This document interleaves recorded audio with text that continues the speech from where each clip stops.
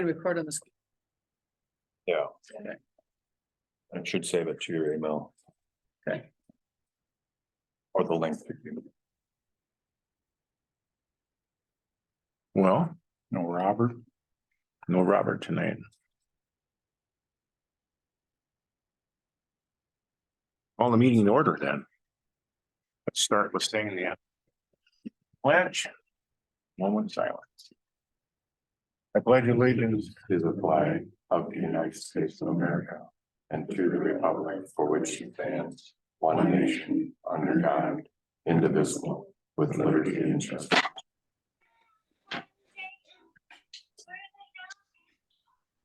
Thank you.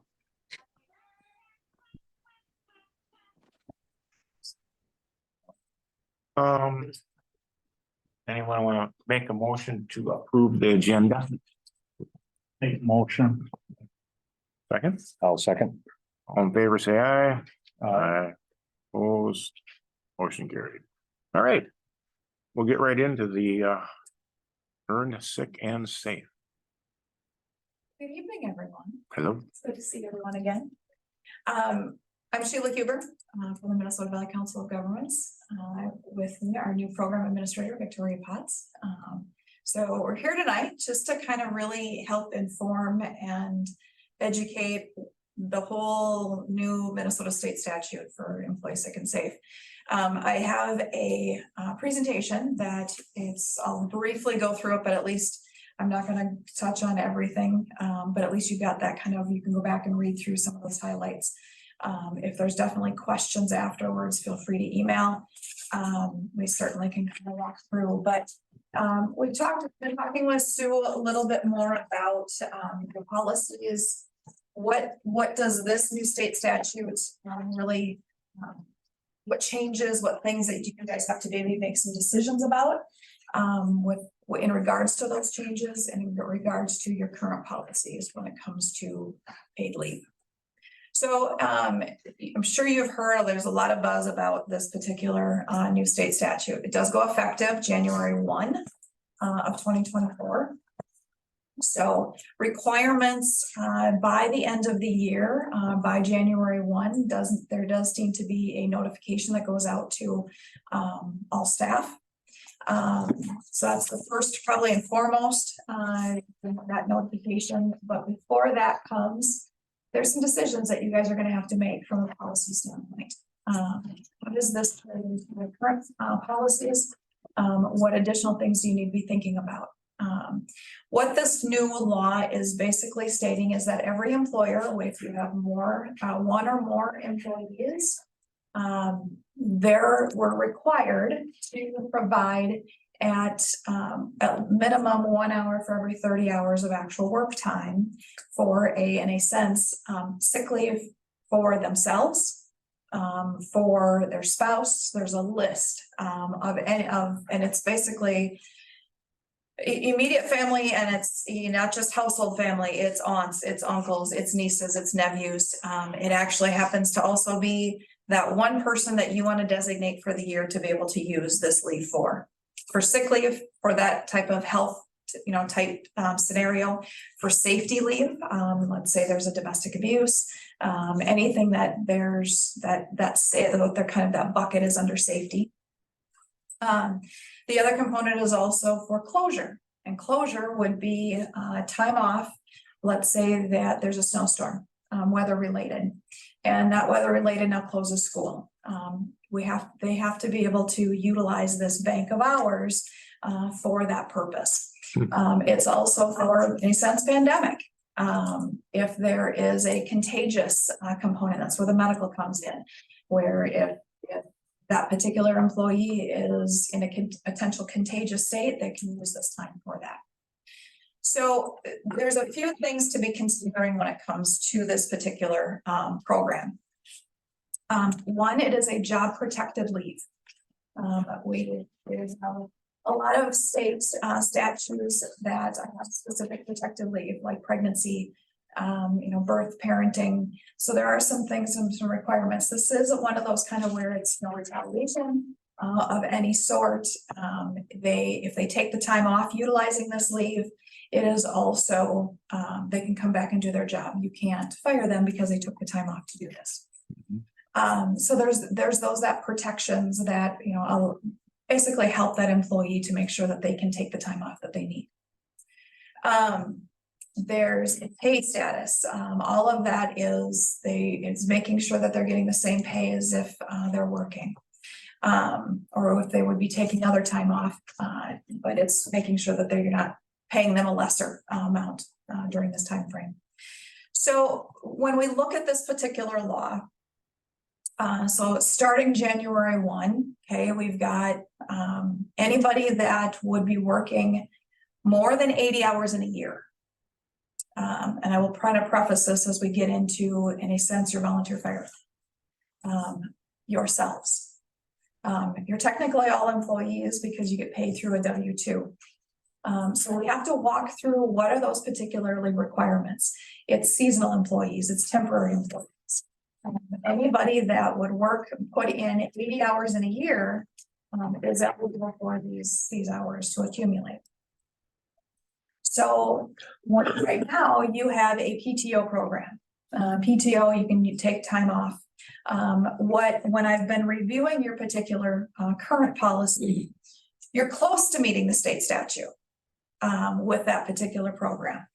However, there's some things that would have to change.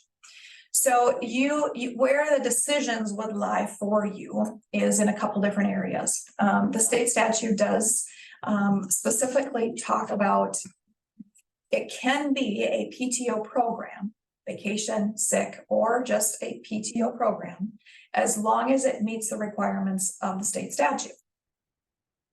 And as I review yours, there's a few things in there that would have to be adjusted if you took your current PTO program and turned it into the requirements of this new statute.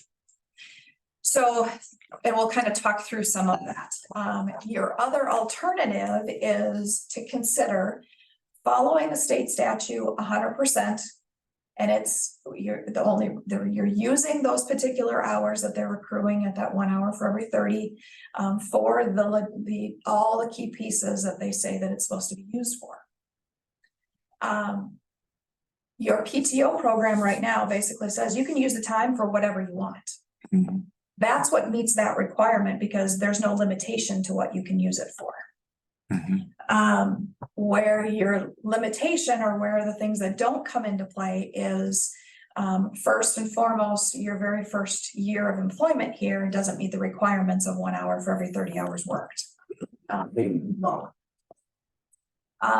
The other component is the rollover. You currently have in there where employees will be allowed to carry over a max of 40 hours of PTO for the first 2 months into the following year, then PTO will be paid out. That doesn't meet the requirements. The requirements are that you have to allow at least 80 hours rollover to the next year. It is not paid out. They potentially could have 80 hours in their bank at any given time. So there are some pieces that we would want to potentially look at. The alternative is leave your PTO program alone. But what that does require is now having a sick and safe time bank that is meeting the state statute.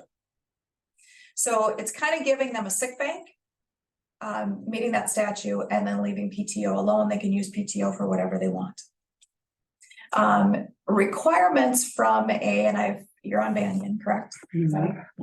Or I've been talking to other jurisdictions that have Banyan. What I'm hearing from Banyan is that the system isn't able to actually track the 30 hours and give you 1 hour. My understanding is what they're recommending is that you set up the system to accrue the conversion of it is 0.033 for every hour worked.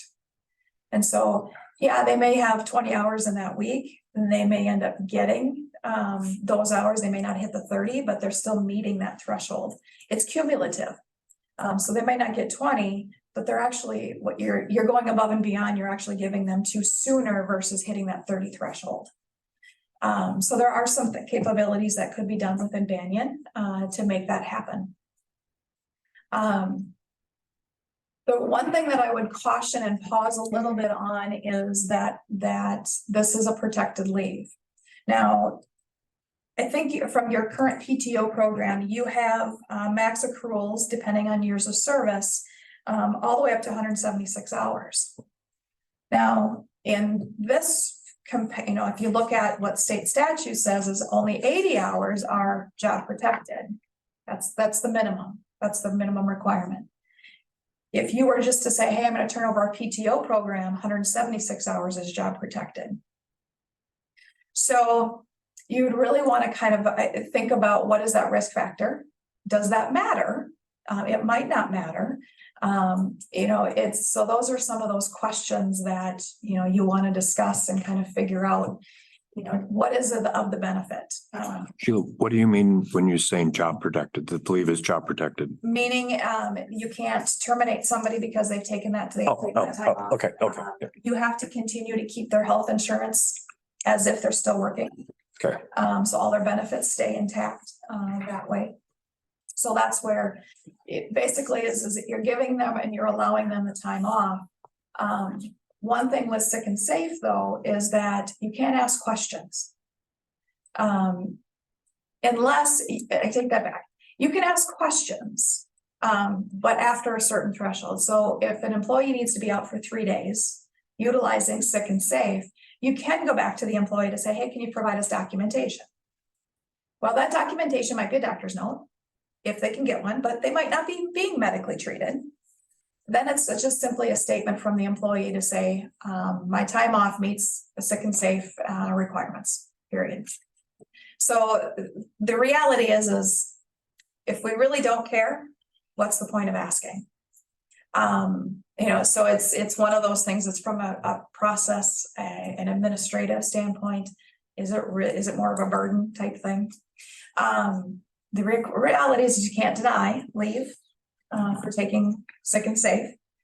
You could deny your PTO, but you wouldn't be able to, if you turn just PTO, you wouldn't be able to deny any time off taken for PTO. Some of those requirements of, what's that process for requesting time? So there's a lot more administration that may have to be looked at of what is your procedures when needing to take time off. Looks like you've got it where, they're notifying the, looks like the personnel committee when they need to take the time off or in advance. Well, the state statute also says that advance notice is as reasonable as possible. Routinely, if you know that it's going to be taking place, 7 days. If you don't know, it's reasonable as possible. Could be that day. It could be, an hour after their shift starts. Right. So it does really kind of look at, what is it that you would want to give your employees as one a benefit? What are some of those procedures? What does that really kind of look like? From a separate bank, 48 hours, that's what they're accruing, basically 48 hours of sick leave to be able to use for the very specific things that are in the state statute. PTO can use it for whatever they want, but follow your same procedures. One other piece that is not from your current policy, a full-time employee cannot use PTO unless successfully completion of 1 month of service with the city. With sick and safe, as soon as they earn it, they can use it. It doesn't matter, there isn't that threshold.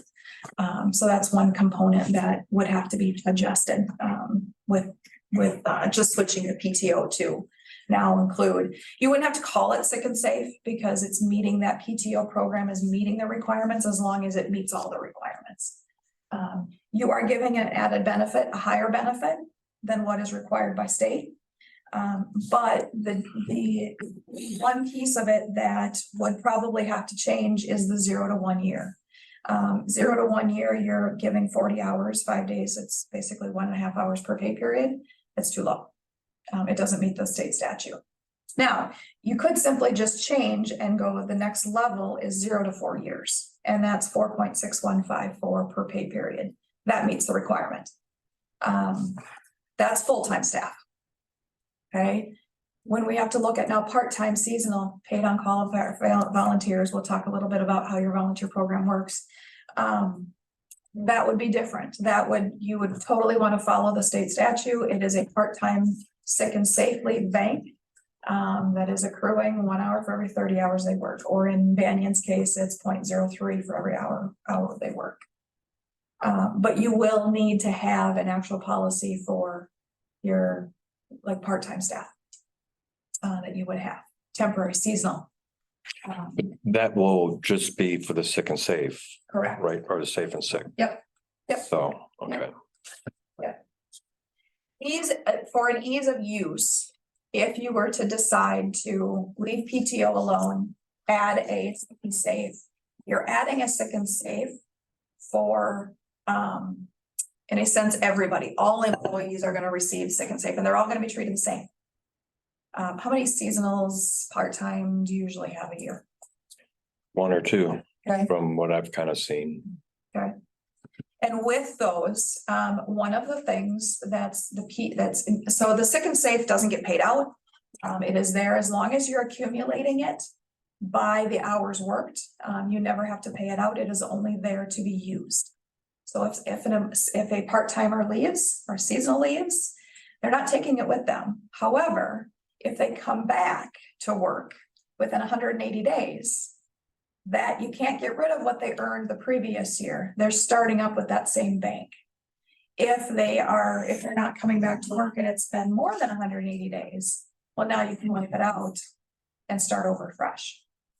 But if they're coming back to work within 180 days, they pick up where they left off. Mhm.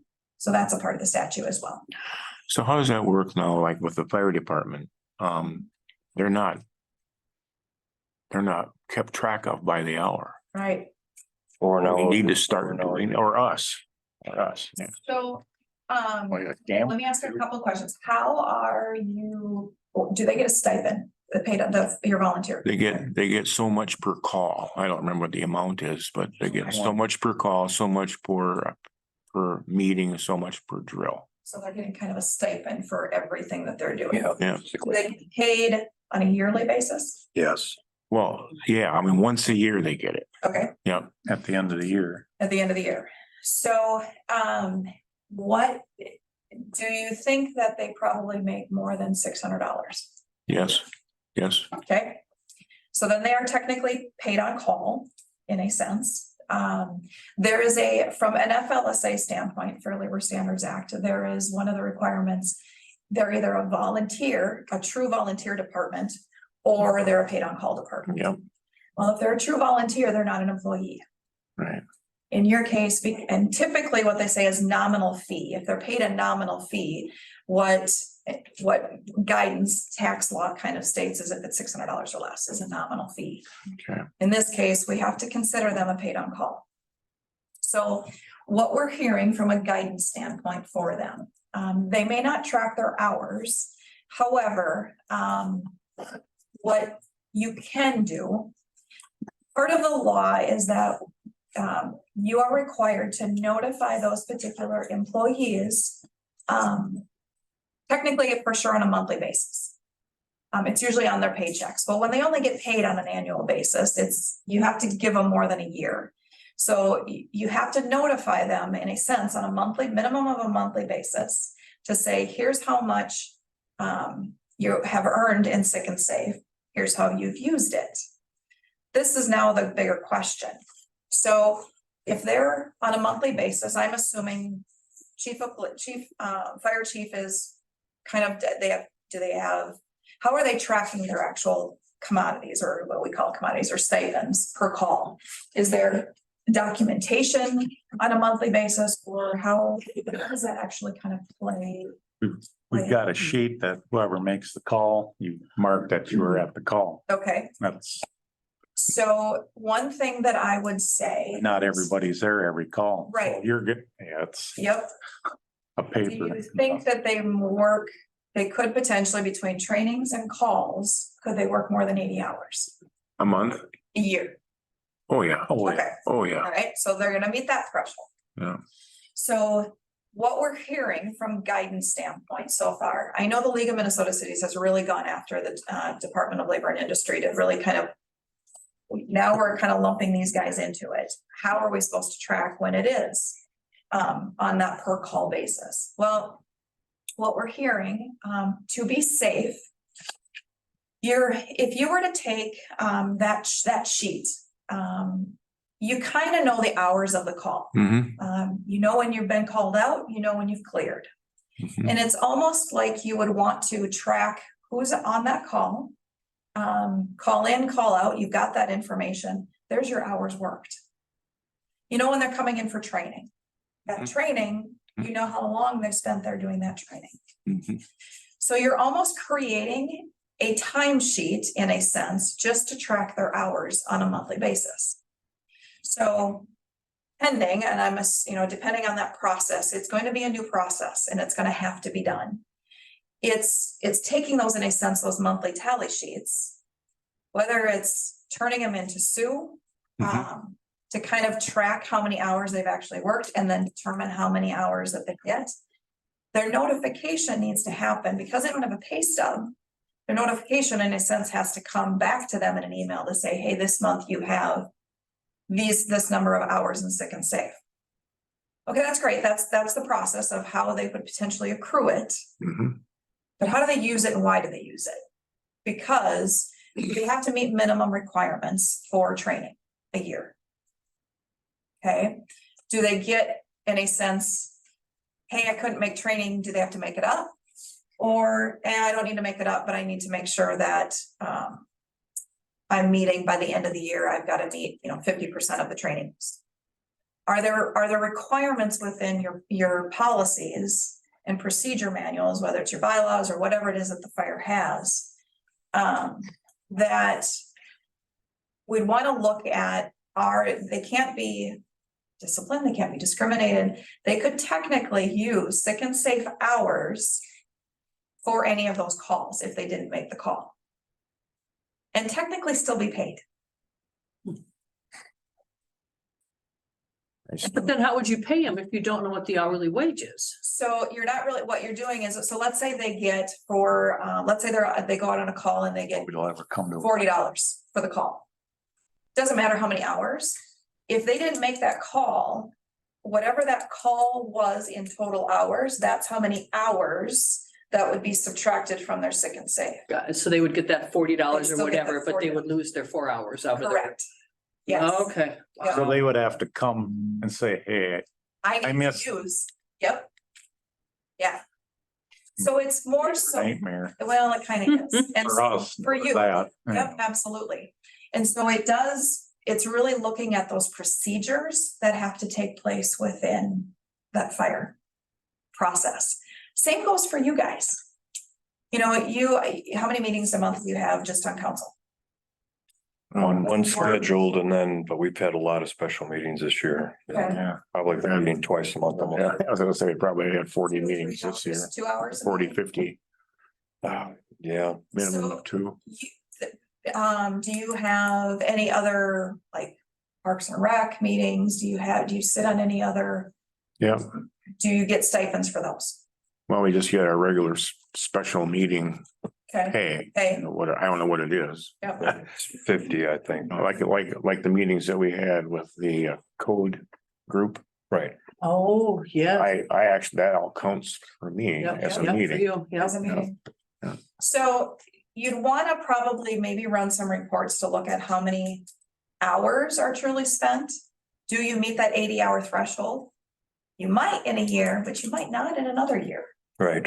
Yeah, So it's really looking at, kind of the same thing goes for you guys is, are you tracking those hours spent? Even though you get a stipend, do you get a stipend for every single meeting? You're not getting just a monthly We get it. monthly stipend no matter we what? have an annual, but if there's a special meeting like tonight. Yep. This is an extra This is meeting. an extra Yeah. meeting. So then you get a stipend for tonight, but you get an annual, Yeah, in a sense, salary. Mhm. yeah, Okay, Yep. is that paid on a monthly basis or is that paid annually? All the end of the year. All at the end of the year. Okay, so the reality is you guys are gonna end up being the same as your fire. It's tracking it a little differently. The reality though is at the end of the year, I don't know what, you're still getting your same pay. Yeah, You have a state statute requirement that says you have to meet so many meetings. Otherwise you don't get, otherwise you're kind of off. Yeah. Well, so for you guys to use sick and safe, it doesn't really matter. However, on that special meeting, it might. If something happens where you are now sick or you can't be there because it meets the sick and safe requirements, you could still potentially get that stipend because you were meant to be there. but we'd have to put in 80 hours a year. Yes, That's quite a few hours for. it is quite a few hours, and it might Yeah. be something to look at to determine what is, if we take this year. You think that even this year seems like there's been probably a lot of meetings. Yeah. There have been. What, and if you take an average of how many hours those special meetings are. Does that really meet the requirement of 80? Yeah, I don't know if we've hit 80. Yeah, I doubt if we did 80. I would kind We of, might have though, time because we had all those extra ordinance meetings. We, maybe. yeah, you possibly It's an could have. anomaly year. Mhm. It's really now, keeping in mind, it might be good, it would be good right now. For going into the first of the year, to just track your hours. Yeah. Mhm. Yeah, If you hit 80, now you go back to day one of what those total hours were. You hit 80 hours, you're now getting that, you're 1.5 almost, or 2 hours, 2.5 hours of sick and safe. Are you gonna use it? right. But if you're tracking your hours and you're seeing that report of how many hours you've actually had, using next year as more your pilot year of let's really kind of track that a little bit. Let's see what this really means. And keep in mind, it's 80 hours in a year. So January to December, or whatever you guys decide is your year. I would try to make it a static year. January is always the simplest. Yeah, It's probably on your budget. yeah, Those are all, that doesn't change. So you're in a sense, December 31st comes, how many hours do you have? You can roll over up to maximum of 80 after that, if, and you're never gonna earn more than 80. Now, another way to actually handle it is to front load 80. So every January 1, you give 80 hours immediately into your sick and safe bank. That may be another alternative from your fire. You front load 80. They don't get paid out. It's just hours sitting there. However, you may have a fire and in January, they now got 80 hours and they're going to get that. However, they probably haven't even put in any time. They may have only gotten 20 hours. They don't have anything there. So if you're going to track the hours, I would track the hours based off of the 1 for every 30. It limits you a little bit more. But if you front load 80 hours, you could end up having somebody take the first 2 months off from fire. So yeah, caution a what you little mean. bit yeah, on that one. You could front load 48, which is the requirement for the year. However, if whatever they have at the end of the year, if they have 48, they have to be paid out. So I would not do that because that is going to affect your budget. right. The Now we other want to do two that. don't really affect your bottom line budget. So then the next question is, what number do you associate with the number of hours? If they get a sick and safe, Yeah. or if we get a sick and If you get a sick safe, and what safe. number do you associate with that? I mean, let's say that I end up taking 4 hours of sick and safe. Yep. What is that times? It's you- gonna be based off of whatever so like Sue's is based on her hourly rate. Right. Yeah, For you guys, it's based on your stipend. So let's say you've got a special meeting that you can't attend, and that special meeting actually was 2 hours. You might not know how many hours you need to take until you know what the duration of that meeting was, that everybody else was here for. So if it ended up being a 3-hour meeting and you weren't here for that, you're potentially using 3 hours of sick and safe. okay. Times what number? You Whatever get, your monthly, whatever that stipend is. So if you get Oh, $50 for that Oh. meeting, oh, it's based on that. but you would have used 3 hours of the sick and safe. Yes. Yeah, so it'd be $25 an hour if you use two. Got it. Oh, okay, Yep. okay. But for you guys, it's not based on hour, it's based on The stipend. stipend. Yeah, Yep. yeah. So as a And gambling manager, Okay. has nothing to do, it's through the fire department too. There's two of us that they require you have to, Yep. so I'm in turn gonna have to do that too. Yep. But there's no set hours. There's nights I could spend 5 hours of book work, then, and it might be 3 days of only an hour a night. Uh-huh. So I'm gonna have to sit and You're keep gonna have track, to track those hours.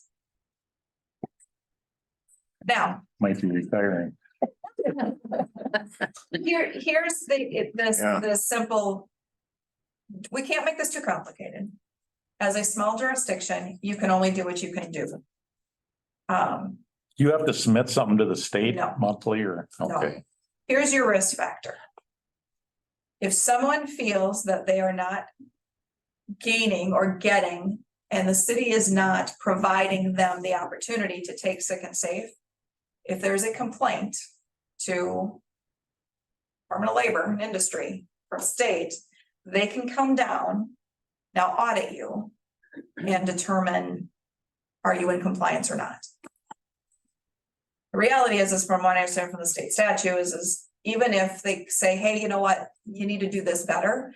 Okay, we're gonna do this better. We can only do what we can do, and we're trying. We're doing the best we can with the information that you have. Yes, we will do better. Help us. What do we need to do differently? There's basically a time frame. I think they give you. I think it's you've got to go and be in compliance within so many years after an audit. The 2 years. So this isn't oh my gosh, somebody's gonna come down and, put the hammer to us. This is, as long as you are working through what is the best that you can possibly do. It's, you're trying. could you physically write a letter up stating that? Or it stated that you, You want to opt out of it yourself? you can't do that. No, Okay. Well, it's just, I know, the two of us and we're both on the fire department. Yep. By law, you have to be on, right? that's why. It's technically those hours work. Now, do I also think you're gonna go up to the Department of Labor and go, you're not, come on, you're not, no, I don't think you're gonna. do that. I'm the one that's gonna have to do it all. Right, That's why I just. Yeah. You're, whoever the president is, obviously, we're not gonna take it just Right. because. the reality is it is in a sense a volunteer program. It's always going to be a volunteer program. Are there hours worked? Yes. Are you a small jurisdiction that you need people to volunteer to do this? Absolutely you do. So it's not a full-time job for them. I think the intent of this statute is, I understand from when you've got employees that are truly working for companies and organizations. Yeah, it's there as you be able to have that time off. They made the law, but they didn't think it all the way through.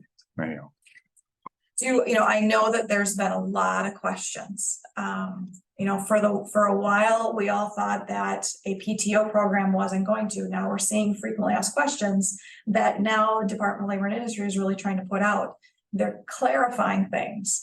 And so it's more just recently to understand that technically a PTO program does work as long as it meets or exceeds the minimum requirements that the statute puts out. Sure. So, that's where I think for all of you is to, what do you want to do? You've got 2 employees, full-time employees? Yeah. Okay, so what does that look like? When you've got 2 full-time employees, you also know that the work still has to be done. It's, to take that time off, that work's still sitting there. Mhm. Is it going to be, it seems like administratively, it's probably gonna be more burdensome to small jurisdictions than it would be just to actually implement it and have people going all the time. I don't think you have the staff that are gonna think that, to say, hey, I've gotten now these hours, and I'm, they're owed to me, I'm gonna go take that time off. There's a bigger purpose here. You know, so it is really kind of looking at what is in the best interest administratively, the ease, at the same time as is just ensuring that you are giving employees the time off that they need to be able to handle any of those particular requirements. So I do, say we have a volunteer firefighter. After 2 years, he's been on the sick and save. And he moves and he has to leave Good Thunder, for whatever reason, he leaves the fire department. Yep. So that bank then, does that get paid out? No. It never, we don't have to worry about No. funding and paying that at the end, or at, like one of us, if we leave after our term. Right. It just It disappears. just disappears. Okay, all right. There is no, as long as you follow you're accumulating that 1 hour for every, the only one that becomes a liability is if you, because there's 3 options to choose and you lay this out in policy. And it can be different for paid on call, your volunteers, it can be different for you, it can be different for your full-time staff, it can be different for your part-time staff. So you can designate, but there's 3 options. One is one, you're accumulating 1 for every 30 hours of work. 2 is lump sum 48 hours into the bank. Or the 80 hours lump sum into the bank. The only one that gives you an actual cash liability is that second one, lump sum 48 hours. Yeah. So I'd eliminate that and look at, do you lump sum 80 just to forget the whole accruing of hours? Because that's probably the simplest. You wouldn't have to worry about tracking your hours worked. You're lump summing it. The same time is that how do you use it? How do you allow them to use it? What are they using it for? Versus, full-time staff, it At might 80s per year, 80s per year. Yeah. Now, if they never touch it, that 80 stays. You're never gonna keep accumulating that. It's 80 all year round and that's it. worse, you'd have to pay somebody to be 80 hours in 1 year. Yeah, I mean. Somebody If somebody, push the if issue. somebody pushed the issue, you would end up, let's say you've got a firefighter that's gonna push the issue, never shows up and wants to use all 80 hours for calls that they didn't go on. Technically, are you asking? They have to be able to submit a report or submit to Sue to say, hey, I'm tracking this, I'm using sick and safe for this particular call. What it is at the end of the year, that call is a call that they actually went on, but didn't go on. Because they're now getting paid for it. Was a fire, that would probably be the easiest way for us. I would think it'd be the easiest way for everything, when I think about it. I Then the mean, track- by then we don't have to track anything. You don't have to track anything. I mean, everything would be, I Your just agency is where you're tracking it is on a monthly basis, basically, Sue, you're kind of setting up a spreadsheet that says, these are all the people, these are the hours that they've got. These are the hours that they've requested. It's Yeah. that procedure that you have to kind of come up with is how do they request right, to use hours? right. Okay, but we can come up with that. But then on a monthly basis, she's basically sending out to all of those to say, here's your hours for the month. Here's what you have for sick and safe. To potentially. It's 80 hours a year. Mhm. For use. For use. Okay. But it never has to be paid out. Your liability now is technically, and this is where I would look at, it's probably more on your fire side. Because if they missed that call anyway, they wouldn't be paid. Right. Now, do you give them a grace period to say, let's say training? They're required to, let's say 75% of their training has to be completed in a year. They could make it up. They missed maybe January. Okay, now they're gonna go to February, March, April, and maybe they missed July. But at the same time, what does that look like from an hour standpoint? What you're probably gonna have to do is track actually how many hours were truly spent in training, how many hours were spent on a call. But you kind of know, you're gonna know that and document that anyway. Even front loading the 80. Yeah, you're gonna, because when that person says, hey, I missed that call, I had a sick kid at home. They could turn her in and say, hey, I want to use sick and safe for that. Yeah. But in order for Sue to knock off the number of hours she's gonna need to know how long that fire call was. Right. Oh, I You see. see what I mean? Yeah. She's gonna need to know how long that training was, how many hours spent. There'll still be some tracking. So Yeah. something as simple as a little, if an employee makes a request for it, as you described. And then so the chief then would just have to have some sort of a little way of delivering that information to Sue Just so- Mhm. for that one. Yep. Request. Yep. You're either That seems tracking. pretty at the simple. beginning Or you're tracking at the end. You're kind of even tracking both. Yeah. If you do the 80, you're always tracking at the end. You're always Mhm. tracking of what's. So then what is you'd have to have a policy then for how long prior or after the call? Yes. That firefighter who said he didn't want to go. He has then to say, oh, Right. wait a minute here, I couldn't make that one because I had a sick child or I Yes. was sick. Yep. They can't wait till 6 months later and. Correct, Oh, yes. oh, Yeah. So is there You'd is want to that create, anything? Oh, so there is nothing like that? You have to Okay, create that. we'd have to create. that it. you have to. Mhm. So what I'm kind of gathering through all this, it'd be probably smarter for us, just keep our leave policy as is what we have for our PTO that. And then just come up with a sick or save and sick Policy. policy. And then basically it's going to be 4 categories, our employees, our Yep. part-time employees, our firefighters and council. Yep. Right? Yep. And we would be covered, we'll just have to, that'll take some meat and potatoes to get through, but Little bit, um. you know, I think you really want to, I would agree. I think for you guys and for your firefighters, I would either really do the front load because one, it's less of a nightmare from a tracking mechanism. Right, And then come up with that procedure of how do they use it? What's that procedure utilizing? They have to notify you. They've got to be able to, and it shouldn't be, 6 months later, oh yeah, I remember that call. I didn't make that call because. No, it should be as reasonable possible. Within that month or whatever. In a sense, it should be at least even a week following, period. so we have a PTO request right now. Or probably we could incorporate that for the firefighters too, or come up with the form, we can use it as PTO for Sue and Race. Yep. But then we also can have the sick and safe incorporated in there somehow, and Yeah. that could be used then by the firefighters too.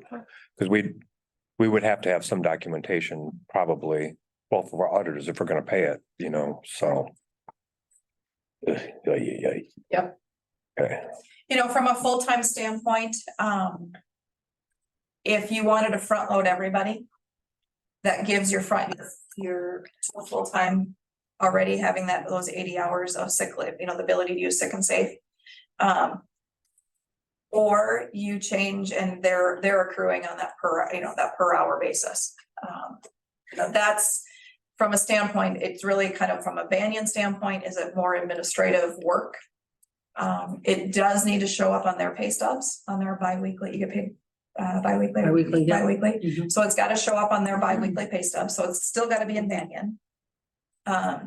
It's still gonna end up probably being in Banyan for fire, because at the end of the year, you're also want to, even though they're still gonna need it on a monthly basis to know where they're at. the leave balance has gotta be in Banyan. Mhm. Oh, Lord, how's that gonna work? I called Banning yesterday or a couple days ago because I wanted to know why holiday was never entered in there. They didn't know. So I put the holiday in there now, so we don't have to add it on to your regular. And then she was explaining, the earn sick and safe too, on how they would set it up and. So it'd just be another It's just control, another- it's just another control. Yep. Okay. Control on there, yeah. Yeah. Oh, boy. So it wasn't as scary after I talked to her. Good. I mean, I was a lot more at ease with it, but. Would you talk to Peggy? No, Hmm, it doesn't matter. Patty, Peggy, I don't know. She had a dead mouse on her desk. That's all I know. I screamed for her. She didn't, I did. Yeah. So it was a video call. No, she all of a sudden went, oh, a dead mouse. And I screamed and I looked. And she goes, no, I have one on my desk. Okay. That's happened to me before. I'd have been on the, no. I just happened to be in a water bottle. Oh, mm-mm. After you're drinking it, Oh, No, no, drowned. no. No. I wouldn't be back in that office if there was a dead mouse in there, I guarantee you. But not. Oh, my. Okay. Do you have any idea? We gotta look at this now from the accounting side, from our auditor. Our accountant. Is the state gonna make us show this as an encumbrance to the city, like an expense to the city per year? So that all of a sudden we're gonna have another $60,000 expense that's gonna be shown? That's gonna be a question for your auditor. From what you're saying so far, I would say no, because you said even if we front load the 80 hours for everybody There's no liability. until it's used, and then it would just become Right. basically a PTO of, not a So PTO. is- It'll be an hourly Yeah. rate, like for sewer race or anybody part-time, or for us, it would be a one-time meeting payment. Yep. And for the firefighters, a one-time fire call payment. Mhm. The reason I asked that question, is in the Relief Association, the state makes you look at it, worst case scenario. So I mean, if there's in case everybody dies, there has to be enough coverage in that Relief Association to pay everybody out. If they're not gonna look at this the same way, so that they're gonna just think that everybody's gonna take every hour they can.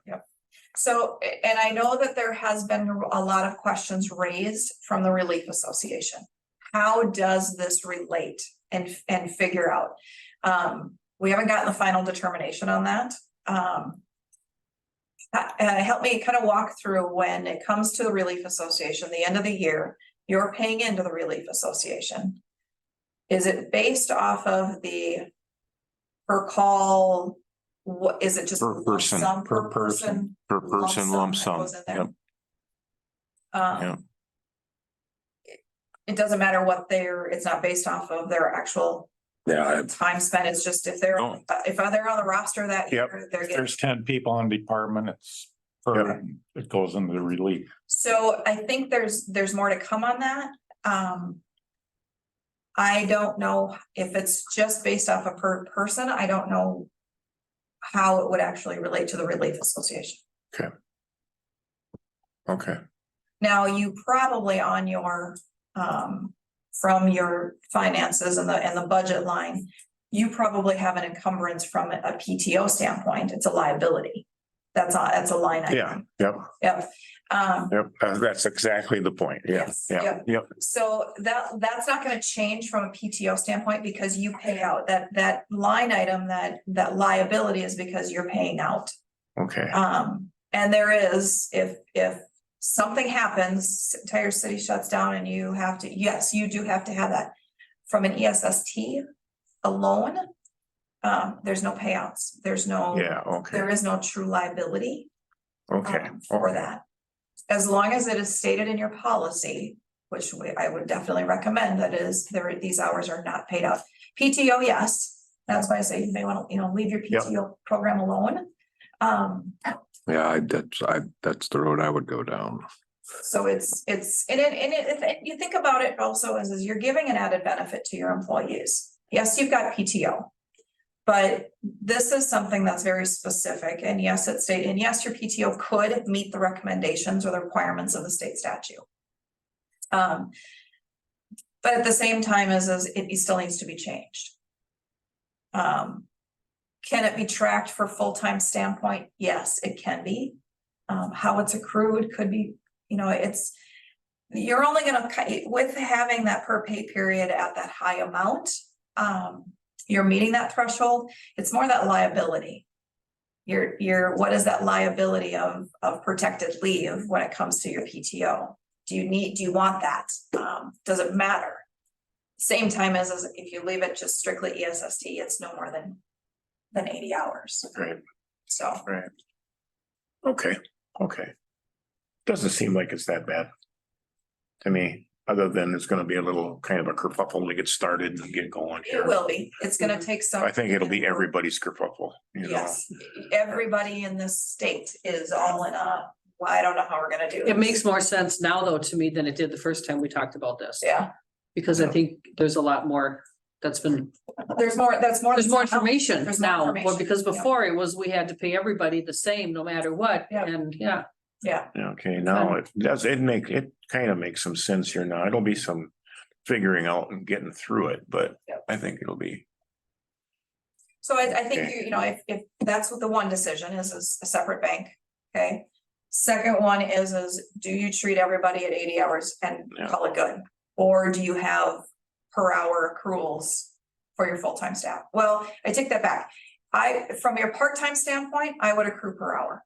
Right, that one I think we have to do. When you have true employees that are tracking hours worked, it is far easier to do it that way, and Banyan can do it. Mhm. So if you look at it from you guys fire 80 hours dumped in. But your actual hourly employees that are getting paid bi-weekly. Put those into that process of 1 hour for every 30 hours worked. yeah, And continue to accumulate that and just follow state statute to a T. Yeah, because I don't think Bob Day, he even hit 80 hours mowing this summer because it was so dry. I agree. Yeah, Yeah, I mean, And- for him, And you would definitely want to make sure if you've got those type of employees that you kind of go, I don't know if they're ever gonna hit 80. Well, track it, yeah, but Mhm. they don't get it until they hit 80. right, Yeah. But then you gotta back it in and you're Mhm. backing in to say, oh, yeah, okay, yep, they met it. Now we gotta go forward with that. yeah, So that 80 stays year after year. It never accumulates. Next year, it's Mhm. 160. Nope, it's, because what happens is when you're accumulating, so, for example, next year, 2024, Sue. Earns and gets 48 hours. She may hit that and get 48 hours by probably July. So she's hit that. Now she's not accruing anymore. Now, but let's say she doesn't use any of those hours. Next year, January 1 comes, those 48 hours are gonna roll. mhm, And now she's gonna start accruing again. To 48, or to actually probably 36. Hit 80, if she's not used. oh, yeah, However, if she's used. She's still gonna make sure her cap in that annual is still gonna be 48 hours earned. But let's say now she's got 80 hours. 2026 comes in, she's got 80 hours that she's rolled forward. She's not accruing yeah, got until it, she starts using. Yeah. So you have an annual accrual max of 48, but an overall Yeah. bank Of- max of 80. okay, If that makes Okay. sense. and you have, yeah, yeah, if we set it up that way, you'd have to accrue that. You have Yes, to generate that. Yep. Okay, so I would, recommendation wise, from your actual hourly bi-weekly employees, I would accrue per hour. and that was that 0.0333. Yeah, Okay, 0.033 for every hour worked. 0.033, yeah. Yep. Okay. Yeah.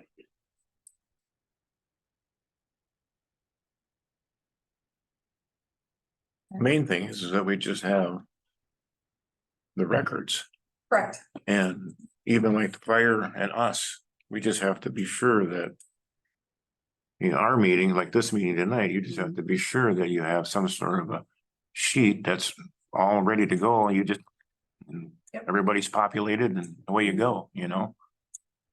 You know, and knowing that, if you've got a fire call or if you've got training, you know the people that aren't there. Mhm. Are you expecting or would, you know, it shouldn't be your responsibility to reach out to them. They No. should be reached out, but you know that, are you gonna be expecting a call? Are you expecting that form to be turned in? Maybe. You know. Maybe, I mean, I could see there could be an opportunity, Yep. even on the volunteer side. Mhm, Always that one person. It just depends. mhm. Yeah, it does kind of open it up to the wrong person, and It that's, does. Mhm. people always hate the idea that, it's the good old boys club and all that, but you gotta know the people you're putting on. That's right. Maybe not be fair, but life isn't fair, but No, it's not. that's- you do have to kind of know.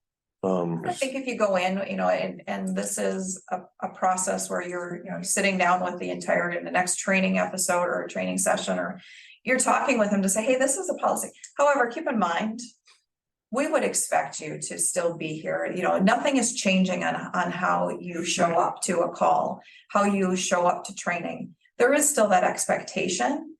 We're doing this because this is now state law. Yeah, right. You know, we have high integrity for this entire department Yeah. to be here for this community. Mhm.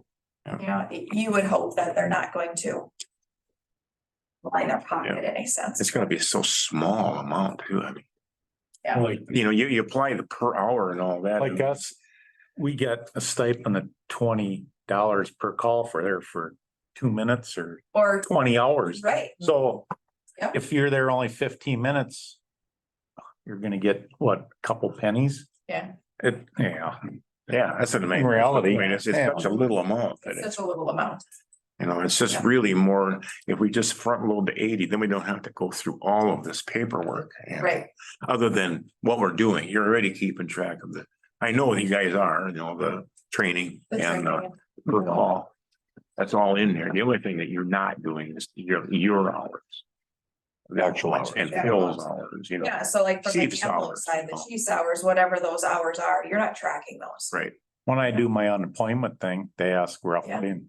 Yeah, I put one at 15 and mine per month, it's 90, even though it's probably way more than that, because I'm not sitting on a piece of paper writing writing down. down exactly how many time, how long you've spent. Right. Okay, So it stays the same, you know. It would be the same for the chief. I mean, you would just have to come to some personal agreement that it's so much a month is what he spends on what he's doing and just put that in. So then that's something, once we get a policy written on this too, then that's gonna have to be shared with all the firefighters for them to see then too, correct? Are there any samples out there? Like We- sample yeah. firefighter policies? not Volunteer? sample fire, or we're trying to, we've got a couple other cities where we're gonna be working on drafting some that they're the same as yours. Yeah, I mean, I think it'd be interesting to kind of start, why reinvent the wheel everywhere, Absolutely, right. you know? Yep. And even here, you All know, it's gonna be is the full-time dollar. and, Dollar amount or. Yeah. Depends on what per call or whatever. That's one thing we're gonna have to tweak Tweak, yeah. on it. And it would be nice even for council and all of this, you know, to have some sort of sample policy. so I mean, we definitely can work and kind of work with Sue on trying to craft some of that. It's more on those procedures of that we may have to get fine detail about. You know, you would want in that policy, here's what they're accruing. If it's 80 hours, you know, we put in there that they're January 1, they would get 80 hours to begin with, front loaded. But now it's how do you use it? And so those are some of those procedures that we may have to kind of work through, work with the chief, work with, you know, whatever, you know, type of information so that it is very clear. You would want to make sure that it's going to be clear enough for all of them to understand. Now, you're probably going to get them to go, I don't really care. Right, And then you're going to get some to go, okay. Mhm. I mean, it's just, that does. Yeah. Definitely. So on another note, within that packet that I've given you, and this is just also gonna be food for thought. We have time, thank goodness for this, but January 1 of 2026, we now have paid family medical leave that kicks in from the state. So there's time with that, but what that means is, now employees that are going to actually, for all wages, they're paying a percentage, the city is paying a percentage of those gross wages to the state, just like, Social Security. it's another tax, just like Yeah. social security, just like Medicare. It is another tax. You will have a liability with that. Yeah, So something to be kind of keeping on the forefront and knowing that also means is, yes, it's not coming out of when they're actually utilizing paid family leave. They're not being paid a salary here. They are from the state, but that also means you don't have staff. So, but it's something that you're gonna be having to consider when it comes to budgeting and thinking about in the future that you're gonna have an extra tax. sure. Any idea what that percentage is gonna be? Well, right now it is 0.07% of what would be your social security income. 0.07. I mean, is it 7% or 0.07 of 1%? 0.07 of 1%. Okay, Now, that's the city's liability is actually half of that. Minimum. You can choose as an organization to pay it as a whole, or it is shared with the employee. okay, yeah, So pretty minimal, pretty small. it is pretty Yeah. small. However, I wouldn't guarantee, I've heard that by the time this actually goes into play in 2026, that it's already being increased. Oh, sure. They can increase it. When they increase it, it has to be increased. Or the notification for an increase has to be given by July of the.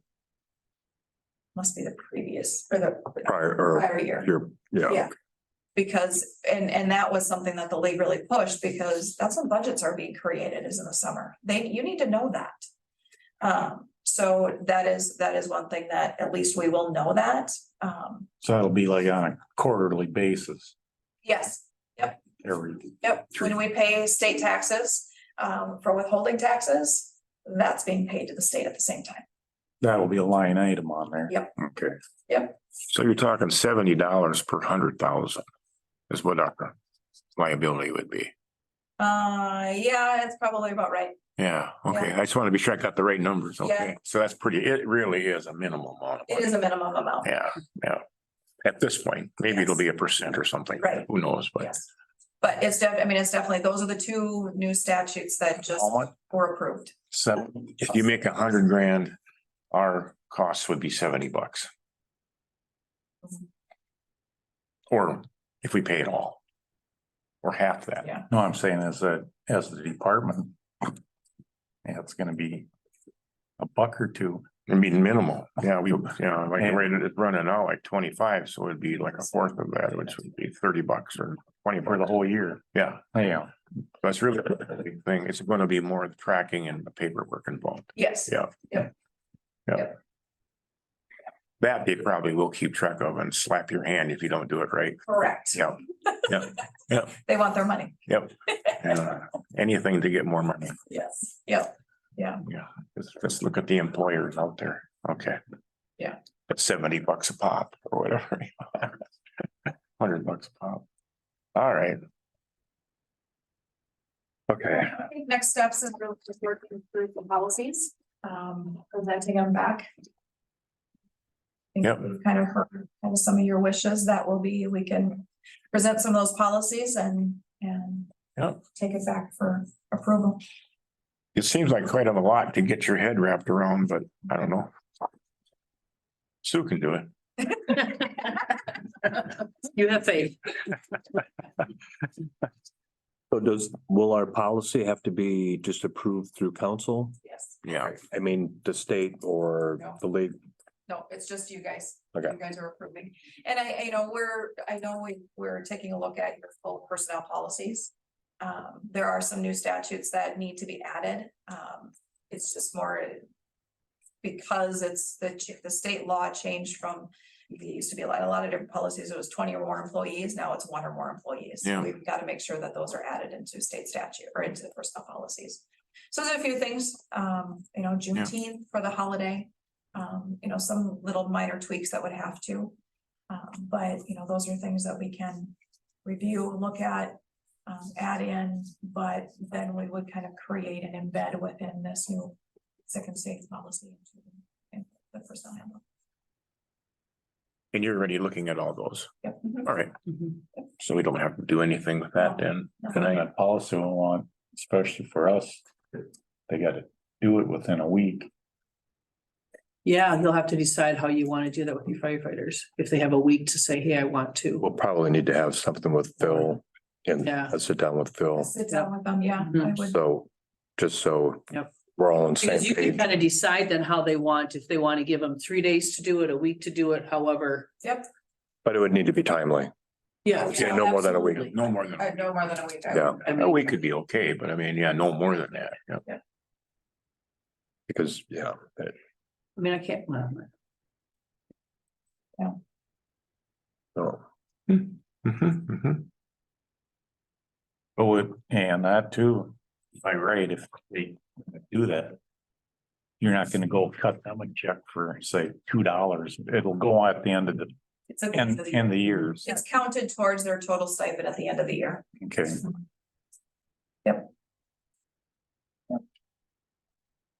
Just it's, Oh, interesting. Yeah, okay, so it does, there's the impetus to make all the meetings, drills and call. right, That makes their stipend at the end of the year higher, higher, to which this number is applied to. correct. Mhm. Got it. Oh, what, I missed something there. Say what? So firefighter A, for example, makes half everything and he gets $500 check at the end of the year. Well, his hours we're talking about are applied to the $500. Whereas firefighter B makes everything and he makes $1,200 at. Okay, okay. So the same, I mean, if they took the same number of hours off through the year, you know, he'd get more. Right. at the end of the Do year. you have, so is it more of is it kind of a collective total? For every call out, they get, $20. At the end of the year, they make 50 calls. They get paid 20, yeah. So it's not based off, is it anything based off your service? It's just straight? Nope. You get this amount for coming to attend. We keep a running total of, well, we got a sheet and everybody, they mark. Sign their name on the call and at the end of the year. you just gotta run- And drills and drills and meetings, Yes. and you meeting. know. And any drill, I mean, whether it's local special or in Mankato or in. Or extra Timbuktu, training. You know, Like this year, we'll have more because of first responder training and Yep. another. So there's never set, Right. yeah, but it's still $20, Mhm. you know, per I know. drill. I mean, it could be an all-day drill, but it's still $20, $20. you know. But and we can be there 15 minutes or we might be Yeah. there 9 hours and get. no matter what, it's still gonna be $20. Right, yeah. The hours that they're tracking from hours that are being spent out of that bank, they might only get $20. It could be a call that now is tracked, that you've got your call times. Yeah. You've got that number of hours spent on that particular call. That's the number of hours that are subtracted. Mhm. It still might only be $20. Right, But it could be a 5-hour call, so now you're losing 5 hours out of your bank Exactly. versus. Sure, yeah.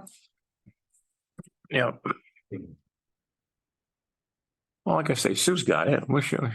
I do think though that we're gonna have to make some policies, you know, so that.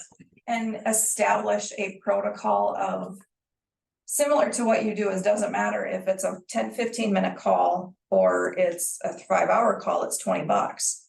You could do the same with what does it count for? Are you using 1 hour for? 1 hour for every call?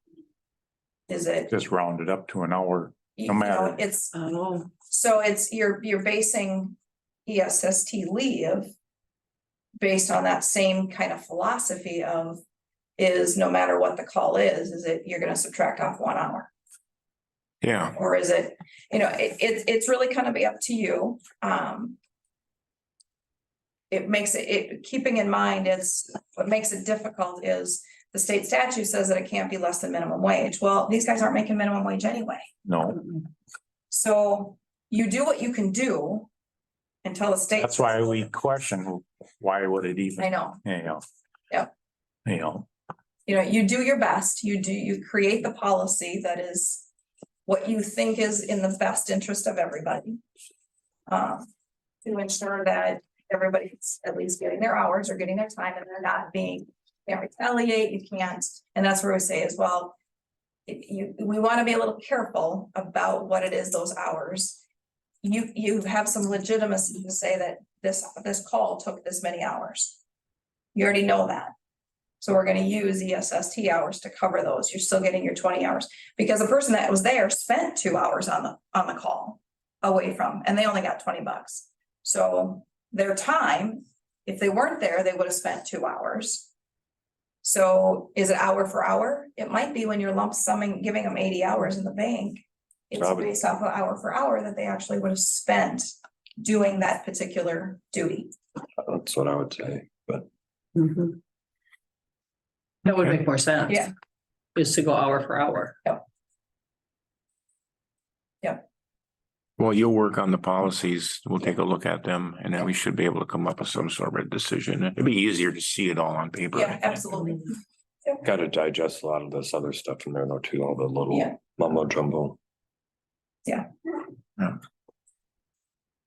right. Right. Anybody else have any more questions? What was the other thing you had on the agenda, Sue? The The other BS? thing was the insurance, but Robert's not here anyway, so we can wait.